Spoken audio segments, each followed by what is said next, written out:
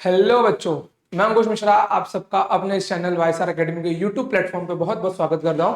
तो आज जो चैप्टर हम लोग स्टार्ट करने वाले हैं बच्चों, वो है kinetic theory of gases and radiation. ठीक है बच्चों, तो देखो बच्चों, अब तक हमने जितने भी चैप्टर्स लिए हैं, अब आगे जो चैप्टर्स हम लोग लेने वाले हैं उनमें थोड़ा सा चेंज किया गया है कि अब से मैं आपको जो टॉपिक सिखाऊंगा उस टॉपिक से रिलेटेड बोर्ड में जितने भी पीवाईक्यू पूछे गए मैं वो सारे पीवाईक्यू साथ में लेके चलने वाला हूं। जैसे कि आप लोग देख सकते हैं कि आपके इस टॉपिक में, आपके इस चैप्टर में कम से कम 15 सब टॉपिक दिए हुए हैं। ठीक है, अब इनमें से कौन से इंपॉर्टेंट है वो ध्यान से देखिए। 3.1, 3.2, 3.4 यहां से लेके यहां तक। ठीक है बच्चों, यहां से लेके यहां तक अब तक एक भी सवाल बोर्ड में नहीं बना है आपका। ठीक है, यहां पर ये इन 4 टॉपिक्स में से एक भी क्वेश्चन बोर्ड में नहीं बना है, तो इनको हमको केवल एज अ थ्योरी पर्पस देखना है। ठीक है, अब आते हैं 3.5 के ऊपर बच्चों। इसके नीचे जितने भी सारे टॉपिक्स है ये आपके सब इंपॉर्टेंट है, ये आपके सब इंपॉर्टेंट है। इसीलिए जो टॉपिक मैं आपको सिखाऊंगा उस टॉपिक से रिलेटेड बोर्ड में पूछे गए पिछले 7 से 8 साल में कितने सवाल पूछे गए हैं वो सारे क्वेश्चंस में आपको यहाँ पे साथ में लेके चलूंगा। जैसे कि आप लोग देख सकते हैं कि अपना जो टॉपिक है 3.5 प्रेशर ऑफ आइडियल गैस। ठीक है, यहां से 4 मार्क का क्वेश्चन पूछा गया था, एक 2023 में और वही सेम क्वेश्चन 2022 में, मतलब यही सेम क्वेश्चन 2 साल रिपीट हुआ है। अपना क्वेश्चन देख लो, on the basis of kinetic theory of gases, और केटीजी भी बोलते हैं इसको शॉर्ट फॉर्म में, obtain an expression for pressure. ठीक है बच्चों, obtain an expression for pressure exerted by gas molecules enclosed in a container on its wall। तो यहां पे सीधा साधा मुझे प्रेशर का फॉर्मूला डिराइव करना है बस, और यहां पे कुछ भी नहीं करना मुझे, बस यही जो फॉर्मूला मुझे को प्रेशर का डिराइव करना है, जो अपना होता है 1/3 small m capital N divided by अपना वॉल्यूम और यहाँ पे अपना v स्क्वायर। ठीक है बच्चों, तो यही फॉर्मूला हम लोग को डिराइव करना है, बट ये डिराइव कैसे करना है और बोर्ड में लिखना कैसा है वो भी मैं आपको बताऊंगा। वो मैं लास्ट में एक स्लाइड आपके लिए लेके आया हूं कि आपको बोर्ड में आंसर लिखना कैसे। आप लोग प्रूफ तो पढ़ लेंगे डेफिनेटली। अब देखो यहाँ पर कि बोर्ड में आंसर लिखना कैसे, एक एक पॉइंट में यहाँ पे लिखा हूं विद डायग्राम। देखिए यहाँ पर बोर्ड में कैसे कैसे लिखना है, सारे प्रूफ को थ्योरी के साथ में लेके चलना है आपको। ठीक है, और ये आपका यहाँ पे लास्ट में फॉर्मूला आपको मिल गया 1/3 NVMV स्क्वायर। ठीक है बच्चों, आ जाओ। तो बस आज अपने को यही चैप्टर स्टार्ट करना है, और मेरी बात मानो बच्चों, ये एकदम बेस्ट मेथड होगा आपका किसी भी चैप्टर को पढ़ने के लिए कि आप थ्योरी के साथ में बोर्ड के क्वेश्चंस को, थ्योरी प्लस न्यूमेरिकल, अब दोनों साथ में चलने वाले हैं। ठीक है बच्चों, जितना भी टॉपिक मैं आपको सिखाऊंगा उससे रिलेटेड बोर्ड के क्वेश्चन और उससे रिलेटेड न्यूमेरिकल पीवाईक्यूज में जो पूछे गए वो मैं आपको यहाँ पे लेते चलूंगा। अगर मैं 2023 की बात करता हूं बच्चों, तो क्वेश्चन कितने मार्क्स के पूछे गए थे 2023 में? यहाँ से बच्चों 5 मार्क्स के सवाल पूछे गए थे, जिसमें से आपका 1 मार्क का तो एमसीक्यू था।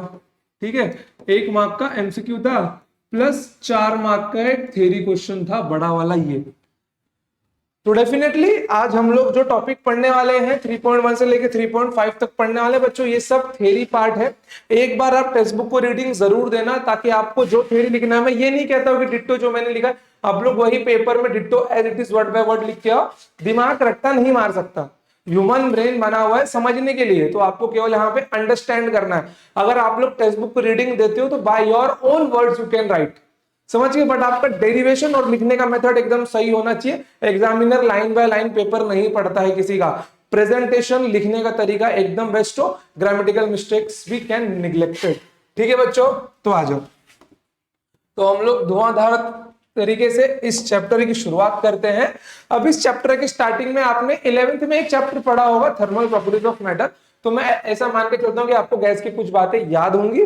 ठीक है, जो कि इससे रिलेटेड जो अगला टॉपिक है अपना थर्मोडायनामिक्स बच्चों, अगर आपको ये अच्छे से आएगा तो डेफिनेटली आप वहां पर अच्छे से निकल जाएंगे, क्योंकि ये थोड़ा लेंथी चैप्टर है, इंपॉर्टेंट टॉपिक है फॉर बोर्ड्स एंड सीटी पर्पस बोथ। ठीक है, आइए, तो यहाँ पे कुछ पॉइंट्स हैं, 9 से 11 पॉइंट्स है बच्चों, जो आपको अच्छे से समझना है। तो यहाँ पर एक काम करता हूं, मैं इसको थोड़ा छोटा कर दूं ताकि मैं एक साइड में बैठ के यहाँ पे पढ़ता रहूं, और वेट, ये क्या हो गया, अच्छा लॉग है,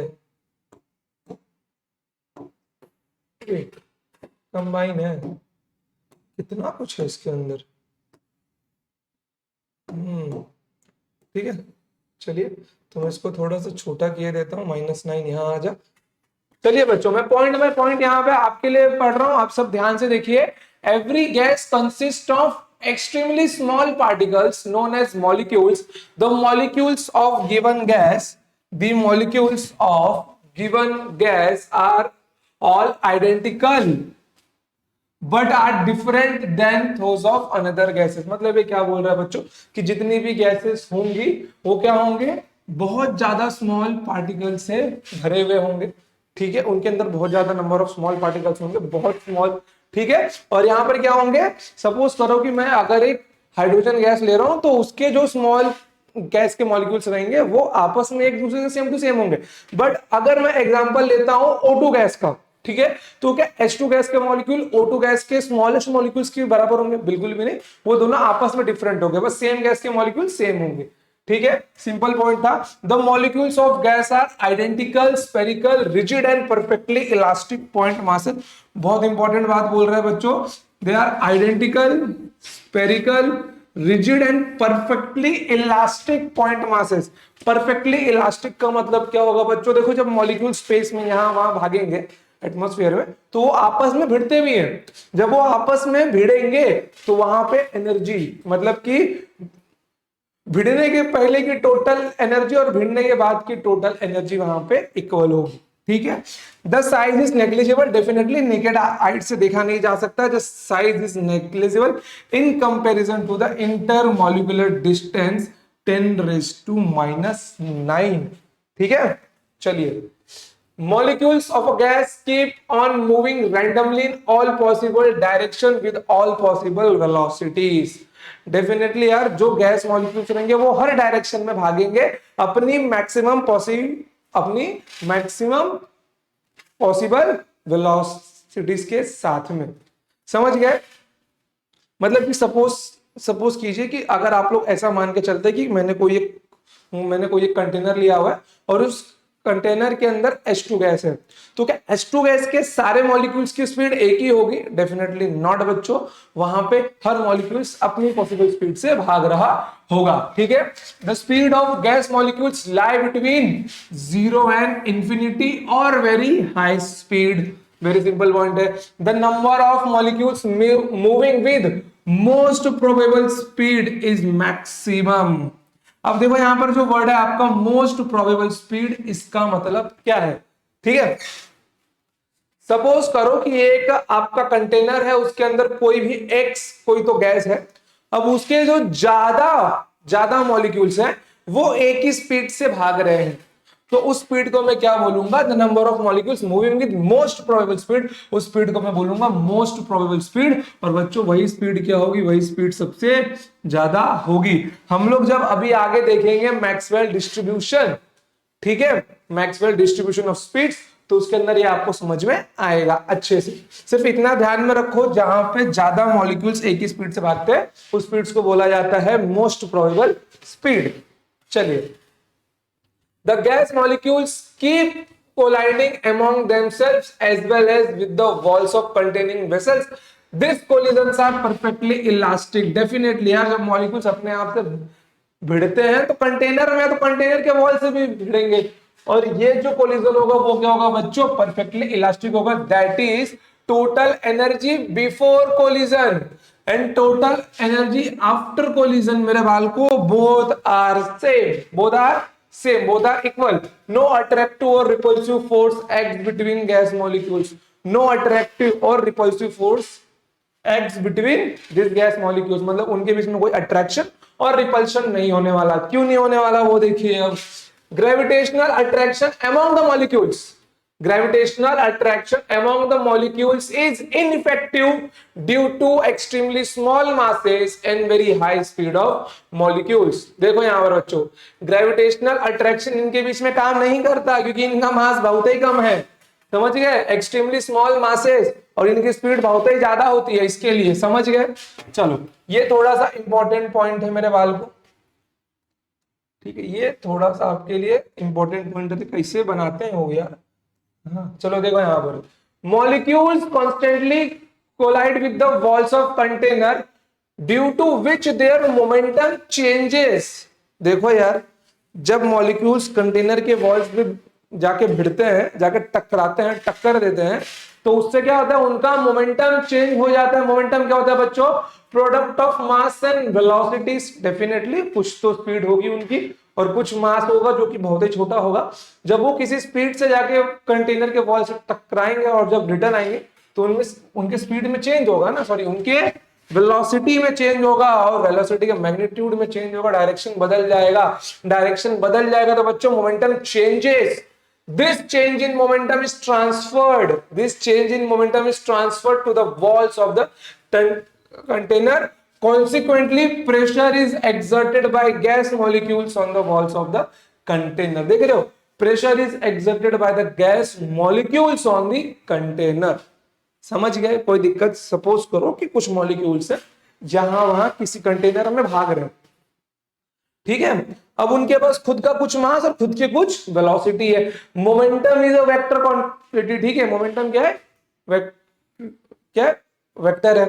अब मास इनटू वेलोसिटी का प्रोडक्ट, अब भैया वेलोसिटी तो उसके बाद डायरेक्शन और मैग्नीट्यूड दोनों होगा। अगर मैं सिर्फ डायरेक्शन की बात करता हूं बच्चों, तो जैसे ही वो जाके टकराएगा, मैं अगर इसको बोलता हूं प्लस एक्स, ठीक है, अगर मैं इसको बोलता हूं प्लस एक्स, तो वो जाके रिटर्न आएगा तो क्या बन जाएगा, माइनस एक्स बन जाएगा ना। Direction changes, direction changes means velocity vector change, velocity vector change, then momentum also change, ठीक है। The density of gas is constant at all points of the container. चलिए बेस्ट है, ये भी सिंपल पॉइंट है आपका, आ जाओ। मैं उम्मीद करता हूं बालकों कि ये आपको समझ में आया होगा। स्क्रीनशॉट ले लो, लिख के ले लो, ठीक है। इसके पीडीएफ आपको डिस्क्रिप्शन के लिंक में मिल जाएगी, सेम स्लाइड की पीडीएफ, ठीक है। चलिए आइए, और जहां तक मुझे लग रहा है कि आपने ये गैस के तीनों लॉ भी पढ़े होंगे, हाँ या ना, पढ़े होंगे ना, तो आइए फिर पढ़ते हैं साथ में इनको। गैस के तीन लॉज जो मोस्ट इंपॉर्टेंट थे अपने लिए क्या थे बच्चों, वो बॉयल्स लॉ, चार्ल्स लॉ और गे-लुसैक्स लॉ। देखिए ये अपना बॉयल्स लॉ, ये चार्ल्स लॉ और गे-लुसैक्स लॉ। आगे छोटे मोटे लॉ है एवोगाड्रो लॉ, फिर उसके बाद में अपना ये डेरिवेशन स्टार्ट हो जाएगा, ठीक है। चलिए यहाँ पर देखिए बॉयल्स लॉ। बॉयल्स लॉ क्या बोलता है बच्चों, बॉयल्स लॉ महाशय बोलते थे, according to it for a given mass of an ideal gas, we are considering the ideal gas बच्चों, ठीक है। अभी के लिए आप लोग आइडियल गैस देख के लो। Difference between ideal gas and real gas, difference between है, 2 मार्क के लिए पूछा जा सकता है, ये हम लोग डेरिवेशन के बाद में देखेंगे, ठीक है। According to it for a given mass of an ideal gas at constant temperature. बच्चों यहां पर महाशय क्या बोल रहे हैं, यहां पर बॉयल्स महाशय बोल रहे हैं कि अपना टेम्परेचर क्या होगा, टेम्परेचर होगा अपना कांस्टेंट। चलो बहुत बढ़िया यार, ठीक है। The volume of gas is inversely proportional to the pressure. और क्या बोल रहे हैं, volume of gas is inversely proportional to the pressure, और वाइस वर्सा भी लिख सकता हूं बच्चों, और pressure of gas is inversely proportional to the volume. समझ गए, कोई दिक्कत नहीं है भाई। आ जाओ अब ध्यान से देखना, यहां पर मेरा आइडियल गैस का इक्वेशन क्या है, ये सब आपने केमिस्ट्री में तो पढ़ा ही होगा ना यार। Ideal gas equation, ideal gas equation क्या है मेरा बच्चों, आइडियल गैस इक्वेशन मेरा है PV इक्वल्स टू nRT, ठीक है। क्या है बच्चों, PV इक्वल्स टू nRT है। यहां पे कांस्टेंट क्या है मेरा बच्चों, यहां पे अपना टेम्परेचर कांस्टेंट है। अब ध्यान से देखो, n क्या है मेरा बच्चों, नंबर ऑफ मोल्स, n क्या है मेरा बच्चों, n है मेरा नंबर ऑफ मोल्स है। R क्या है मेरा, यूनिवर्सल गैस कांस्टेंट है, ठीक है बच्चों। R क्या है मेरा, यूनिवर्सल गैस कांस्टेंट है, ठीक है। और वेयर मेरा T क्या है बच्चों, T है मेरा टेम्परेचर, T क्या है मेरा बच्चों, T है मेरा टेम्परेचर। अब ध्यान देना बच्चों, नंबर ऑफ मोल्स किसी गैस के अंदर, नंबर ऑफ मोल्स तो कांस्टेंट ही होंगे for a fixed given gas, ठीक है। यूनिवर्सल गैस कांस्टेंट, ये भी कांस्टेंट है, और मैंने टेम्परेचर को भी कांस्टेंट कर दिया। तो क्या यहां पर अब मैं ये नहीं बोल सकता, दूसरा रंग लो क्या,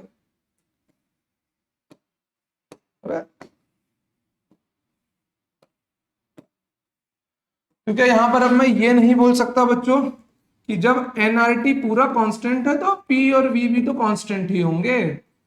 जब ये इनका प्रोडक्ट कांस्टेंट है बच्चों तो P equals to constant upon V, और V equals to constant upon P, तो I can say that P is inversely proportional to volume. P is inversely proportional to volume और volume is inversely proportional to pressure. ठीक है बच्चों, चलिए अब मानिए अगर आपको इसके बीच में ग्राफ ड्रॉ करना हुआ यार, तो कैसे करेंगे आप लोग? ग्राफ को ड्रॉ कैसे करेंगे आप लोग? ध्यान से देखिए इसको।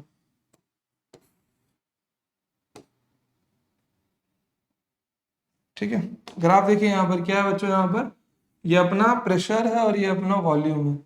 तो क्या आपको बेसिक मैथ से मैंने ग्राफ नहीं सिखाया था inversely proportional?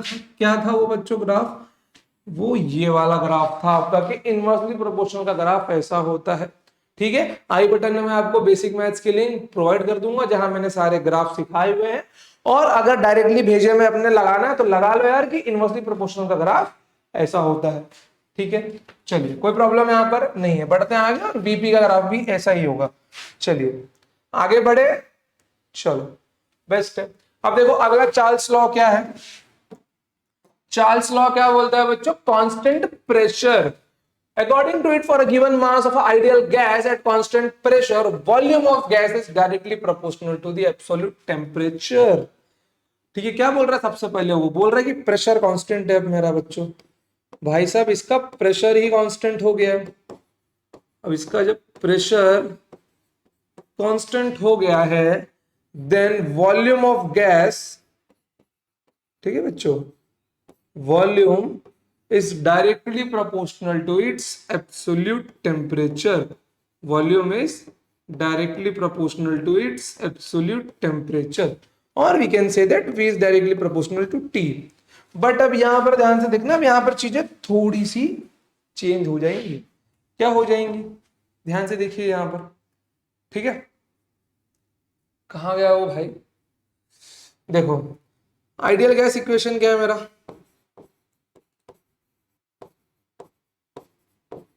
Ideal gas equation क्या है बच्चों? PV equals to NRT.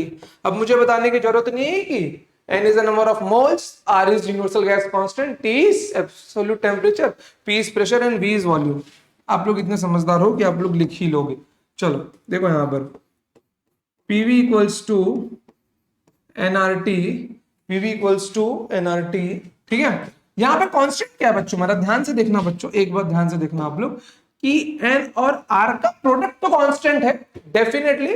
Number of moles for a given gas, for a given mass of ideal gas, N constant होगा, आर तो कांस्टेंट है ही। यहां पर जब कांस्टेंट है तो कांस्टेंट के पास कांस्टेंट को ना भेजना चाहिए। कांस्टेंट क्या अपने पास यहाँ पे प्रेशर है, तो कांस्टेंट वाले को कांस्टेंट के पास भेज दो यार। तो यहाँ पे क्या मिल जाएगा मेरे को? यहाँ पे क्या मिल जाएगा मेरे को? यहाँ मुझे मिल जाएगा N R upon P, N R upon P, और यहाँ पर क्या है बच्चों? Into temperature, into temperature. Now I can say that, now I can say that मेरे प्यारे बाल को, this box is constant, right और नॉट?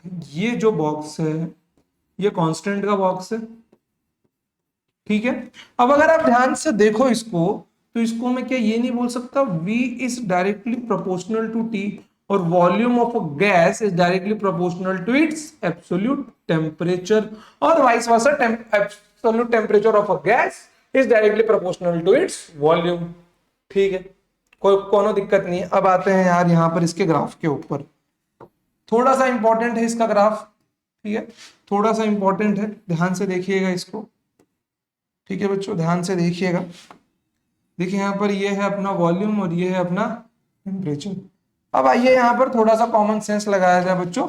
मैंने आप सबको स्ट्रेट लाइन की इक्वेशन सिखाई है। ठीक है, थोड़ा सा मैं इसको ऊपर घसका दूं यार, ये क्या हो रहा है?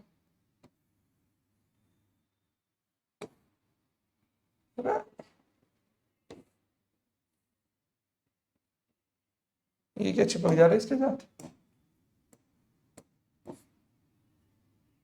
पता नहीं यार, चलो ठीक है, कोई नहीं, दिख तो नहीं रहा क्या है। चलो देखो यहाँ पे स्ट्रेट लाइन का इक्वेशन क्या है बच्चों, y equals to mx plus c. अब मेरा ध्यान से देखिए बच्चों, y एक्सिस पे वॉल्यूम है, x एक्सिस पे टेम्परेचर है, तो y और x तो मेरे को मिल गए। तो यहाँ पर क्या बन जाएगा बच्चों, ये यहाँ पर ये मेरा बन जाएगा v इक्वल्स टू, बच्चों ये ग्राफ तो स्ट्रेट लाइन का ही है, कंफर्म कि ग्राफ तो स्ट्रेट लाइन का ही है, पासिंग फ्रॉम दी ओरिजिन है कि नहीं वो हम लोग देखते हैं अभी। यहाँ पर कोई सी का टर्म नहीं है बच्चों, लेकिन स्लोप है अपने पास। स्लोप क्या है अपने पास, अपने पास स्लोप है बच्चों N R by P, N की वैल्यू है ना एन आर बाई पी, जो टी के साथ में है कि नहीं है ना, तो ये क्या बन जाएगा टी।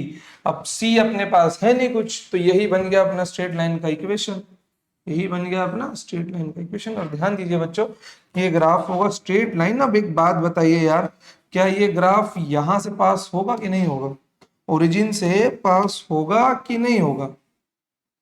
नहीं होगा यार, ओरिजिन से ये पास नहीं होगा। क्यों नहीं होगा वो भी मैं आपको दिखा देता हूं, ठीक है। डॉटेड लाइन से यहाँ पे मैं बना रहा हूं ताकि मैं एकदम ओरिजिन के रिगार्डिंग स्ट्रेट लाइन बना सकूं, ठीक है। चलो देखो यहाँ पर ये जो ग्राफ है ये ओरिजिन से पास नहीं होगा, मतलब ये ग्राफ कुछ ऐसा रहा होगा, ठीक है। ये ग्राफ कुछ ऐसा रहा होगा।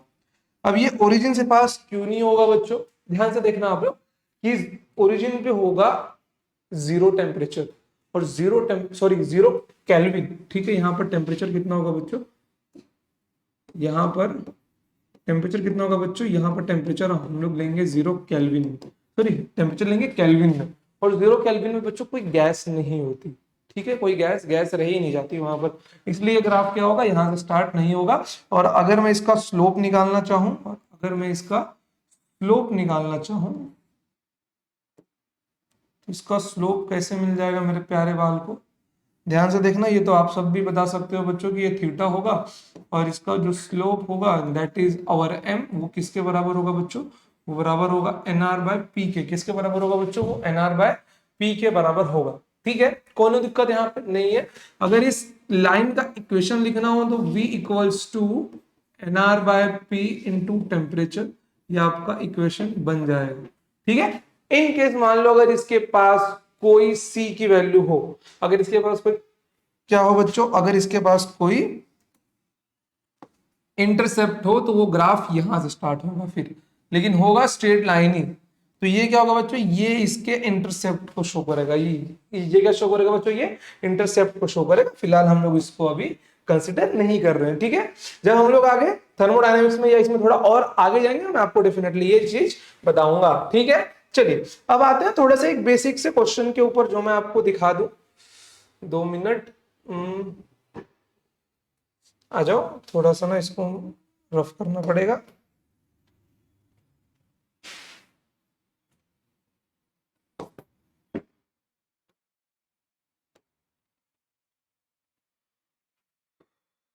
चलो देखो यहाँ पर, ठीक है, ये चीज यहाँ पर है।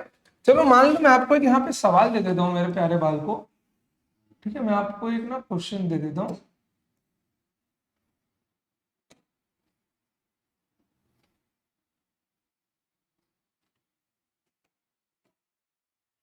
मैं यहाँ पे आपको एक सवाल दे देता हूँ, और उस सवाल का आप लोग ना थोड़ा आंसर सोचिए, ठीक है। सवाल क्या है मालूम है, सवाल ऐसा है कि यहाँ पर आपको कोई दो गैस दिया गया है, ठीक है। एक ऐसा है और एक का ग्राफ ऐसा है, ब्लू ने एक येलो, ठीक है। चलिए ठीक है, चलो ध्यान से देखना अभी आप लोग।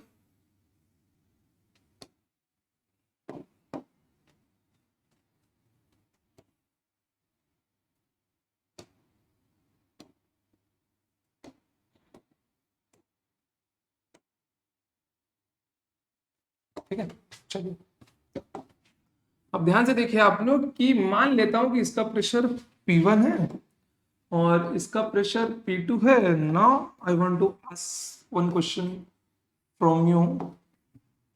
देखो इसका आंसर बताओ आप लोग क्या होगा। ऑप्शन ए मैंने दे दिया कि क्या P1 और P2 आपस में बराबर होंगे, ऑप्शन बी मैंने दे दिया बच्चों, क्या P1 और P2 आपस में P1 P2 से बड़ा होगा, या फिर P2 P1 से छोटा होगा, या ऑप्शन डी बच्चों नन ऑफ दिस होगा। ठीक है, ऑप्शन डी क्या होगा बच्चों, नन ऑफ दिस होगा। ठीक है, अब देखो ये जो कंसेप्चुअल क्वेश्चन टाइप में क्वेश्चन पूछा गया, इसका आंसर कैसे निकालेंगे हम लोग। बहुत ही सिंपल है मेरे प्यारे बच्चों। सिंपल क्यों है, मैंने अभी आपको स्लोप यहाँ पे दिखाया बच्चों। ठीक है, स्लोप को मैं और क्या बोल सकता हूँ बच्चों, यहाँ पर मैं स्लोप को बोल सकता हूँ tan theta where nr by p, और I can say that tan theta is direct inversely proportional to my pressure. ठीक है, ध्यान से देखना, tan थीटा इक्वल्स टू, या फिर एक काम करता हूँ स्लोप ही लिखता हूँ, ज्यादा अच्छे से समझ में आएगा आपको।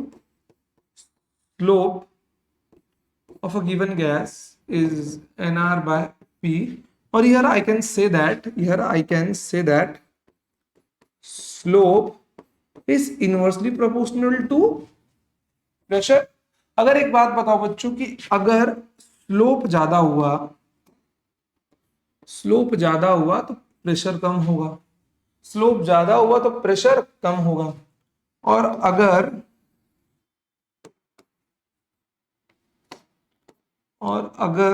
स्लोप कम हुआ तो प्रेशर ज्यादा होगा। कोई दिक्कत यहाँ पर नहीं, बिल्कुल भी आ जाओ।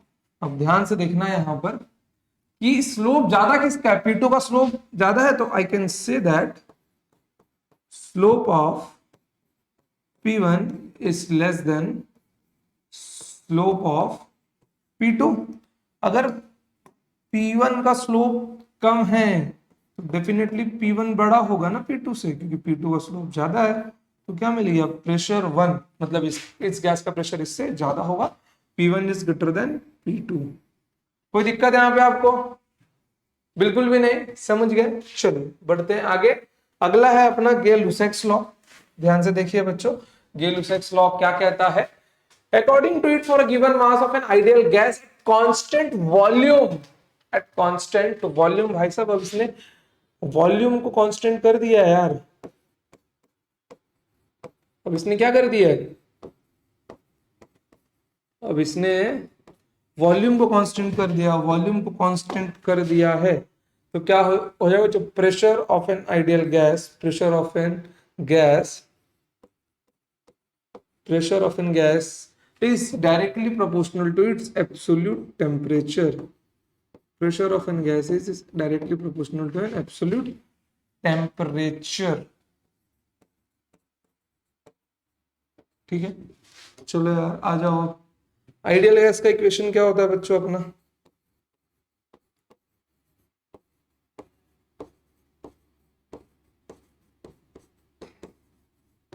क्या था वो, PV इक्वल्स टू nRT था। ठीक है, अब ध्यान से देखना आप लोग कि PV इक्वल्स टू nRT जो मेरे गैस का इक्वेशन है, यहाँ पर क्या था बच्चों मेरा, कि क्या कांस्टेंट है, वॉल्यूम कांस्टेंट, तो कांस्टेंट को कांस्टेंट के पास भेज दो, तो P इक्वल्स टू क्या मिल जाएगा मेरे को मेरे प्यारे बच्चों, ये होगा nR by V into temperature, nR by V into temperature. Similarly comparison with y equals to mx plus c, I can say that यहाँ पर ये क्या है, मेरा स्ट्रेट लाइन का इक्वेशन है, हाँ ना, स्ट्रेट लाइन का इक्वेशन मेरा बन रहा है ये। चलो यार अब इसका ग्राफ ड्रॉ करते हैं हम लोग। ध्यान से देखना आप लोग, इसका ग्राफ कैसे बन जाएगा अपना, इसका ग्राफ कैसे बन जाएगा। ठीक है, ये क्या रहेगा मेरा, that is my pressure, that is my temperature. Okay, चलो ध्यान से देखना बच्चों, ग्राफ कैसा होगा, स्ट्रेट लाइन होगा, क्योंकि ये तो कांस्टेंट है, तो I can say that pressure is directly proportional to temperature। If pressure is directly proportional to temperature, my graph is not going to pass through origin। ठीक है, और इस ग्राफ का स्लोप क्या होगा, स्लोप क्या मिल जाएगा बच्चों, स्लोप तो यही होगा मेरा, क्या nR by V, क्या होगा nR by V, और tan theta equals to nR by V. कोई दिक्कत आपको यहाँ पर, लिख लो इसको, परेशानी नहीं होनी चाहिए आपको, लिख लो एकदम एकदम चौचो, एकदम भोकाली वाला मजा लग रहा है, एकदम समझ में आ रहा है ना। चलिए बढ़ते हैं आगे। देखो यहाँ पर गैस लॉज, ठीक है।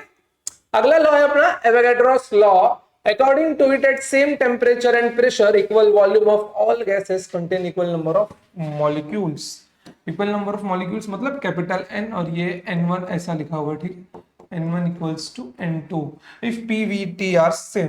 एक बात बताओ यार, ध्यान से देखना यहाँ पर यार, आइडियल गैस का इक्वेशन क्या है अपना, बात बताओ। ये तो आप लोग ऑब्जर्व भी कर सकते हो यार। अपना आइडियल गैस का इक्वेशन क्या है, अपना आइडियल गैस का इक्वेशन है मेरे बच्चों, वो है PV इक्वल्स टू nRT है बच्चों, ठीक है। PV इक्वल्स टू nRT अपना आइडियल गैस का इक्वेशन, ठीक है। अब ध्यान से देखना है यहाँ पर कि उसने क्या क्या कांस्टेंट कर दिया बच्चों, उसने प्रेशर, वॉल्यूम, टेम्परेचर उसने कांस्टेंट कर दिया है, ठीक है भाई। ये तीनों तो कांस्टेंट ही है। आर पहले से गैस कांस्टेंट है अपना भाई। जब सब कांस्टेंट ही है तो क्या एन कांस्टेंट नहीं बन जाएगा दो गैस, दो अलग अलग गैसेस के लिए? बिल्कुल बन जाएगा यार। तो यहां पर मैं क्या बोल सकता हूं, number of moles are also constant. If number of moles are also constant then number of molecules are also constant. n1 equals to n2। कोई दिक्कत है यहाँ पे? कोई दिक्कत नहीं है। एक सिंबल आप लोग ध्यान में रखना बच्चों कि Na जो होता है बच्चों, ये अपना होता है एवोगैड्रो नंबर, ठीक है। Na क्या होता है बच्चों, ये अपना होता है एवोगैड्रो नंबर होता है, ठीक है। चलिए एक और बात जो आपको मैं बताना चाहता हूँ, कहाँ लिखूँ वो यही लिख देता हूँ, ध्यान से देखना। वो बात ये है कि PV इक्वल्स टू, इसको अलग से लिखना, ठीक है, ये इसका हिस्सा नहीं है। PV equals to nRT where small n, ठीक है। ये बच्चों ये अपना होता है number of molecules upon Avogadro number. ये फॉर्मूला ध्यान में रखना बच्चों, ये अपने को आगे काम आएगा। मैं बताऊंगा कि जो डेरिवेशन हम लोग पढ़ने वाले हैं उसमें ये कहाँ काम आएगा, ठीक है। Number of moles equals to number of molecules upon Avogadro number, और small n is also equals to, ठीक है बच्चों, मास ऑफ गैस, ठीक है बच्चों। तो और यहाँ पे क्या मिल जाएगा, अपॉन मोलार मास, ठीक है। ये भी ध्यान में रखना आप लोग, ठीक है बच्चों, ये भी ध्यान में रखना। बट अगर सिर्फ इतना रखते हो तो कोई दिक्कत वाली बात नहीं, ये भी आपके काम में ही उतना प्रॉपरली पड़ेगा। फॉर्मूला आपको अभी उतना ध्यान में रखना नहीं है। एक और आपको बच्चों ध्यान में रखना है जो आपको आगे काम में आने वाला बच्चों, वो है आपका बोल्ट्जमैन कांस्टेंट, ठीक है बच्चों, बोल्ट्जमैन्स कांस्टेंट, ठीक है। बोल्ट्जमैन कांस्टेंट है वो, और बोल्ट्जमैन कांस्टेंट आपका यहाँ पर क्या क्या रहता है बच्चों, R equals to Na into KB. ये प्रोडक्ट यहाँ पे बन के आता है आपका। अगर आप लोग ऐसा भी बोल सकते हो इसको, N इंटू केबी चलता है ये भी, ठीक है। Means Boltzmann constant equals to gas constant upon N। समझ गए? इतना आपको ध्यान में रखना है, बिना किसी प्रॉब्लम के, बिना किसी दिक्कत के, ये आपको भूलना नहीं है। समझ गए? वेट, यहां पर ये ना एवोगैड्रो नंबर ही है, ठीक है। चलिए बच्चों, तो अभी ये कॉन्स्टेंट्स आपको ध्यान में रखने हैं। हालांकि आपकी केमिस्ट्री में हुए होंगे, बट ये आपको ध्यान में रखना है कि Boltzmann constant equals to universal gas constant upon Avogadro number, upon Avogadro number, दोनों के दोनों कांस्टेंट ही है, ठीक है। इन दोनों का रेशियो होता है अपना बोल्ट्जमैन कांस्टेंट। चलिए बच्चों, तो हालांकि आज हम लोग यहीं पे रखते हैं क्योंकि हम लोग प्रूफ तक पहुंचते पहुंचते काफी टाइम लग गया है, ठीक है। नो डाउट मैं इसकी पीडीएफ आपको नीचे डिस्क्रिप्शन के लिंक में शेयर कर दूंगा, आप लोग पीडीएफ वहां पे इसकी डाउनलोड भी कर सकते हो, ठीक है बच्चों। देखो अब यहां से अपना टारगेट रहेगा बच्चों, देखो आज बेसिक्स थे, बेसिक्स की वीडियो कोई भी रहे, अपने चैप्टर्स वो छोटे ही रहते हैं, ठीक है, ताकि आपके ब्रेन पे ज्यादा लोड ना आवे, ठीक है। बट आफ्टर दिस, इसके बाद में अपने लेक्चर्स कम से कम 45 to 50 मिनट्स के रहेंगे, और मैं मेरी पूरी कोशिश रहेगी बच्चों की मैक्स टू मैक्स 7 से 8 लेक्चर में आपका पूरा का पूरा चैप्टर अब ओवर हो जाए, ठीक है, क्योंकि अब अपने पास बचे हैं ज्यादा से ज्यादा 80 दिन का टाइम बचा हुआ है अपने पास, ठीक है। और मैं पूरी कोशिश करूंगा कि दिसंबर 15 तक मेरा फिजिक्स का सिलेबस ओवर हो जाए, ठीक है। चलिए बच्चों, तो आज के लिए इतना ही, मिलते हैं next time. Till then tata bye bye, जय हिंद जय भारत। और आपको ये आंसर्स अगर खुद से लिखने होंगे तो ट्राई कर लेना, बाकी प्रूफ मैं आपको आपके अगले वीडियो में समझा दूंगा और आगे इस टॉपिक के हम लोग बढ़ जाएंगे। और देखिए, जहां तक मैं आपको बता के जाता हूँ कि हम लोग अगले पार्ट में कौन कौन सा टॉपिक यहाँ पे कवर करने वाले हैं, तो कौन कौन सा टॉपिक है बच्चों, वो ध्यान से देखिए।